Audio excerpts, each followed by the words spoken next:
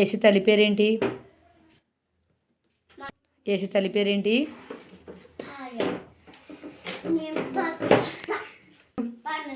ఎక్కడ పుట్టారు? ఎక్కడ చనిపోయారు?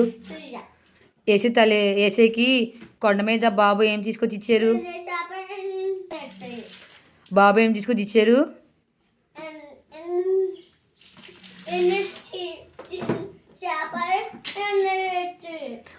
బైబిల్ ఎన్ని పుస్తకాలు ఉన్నాయి?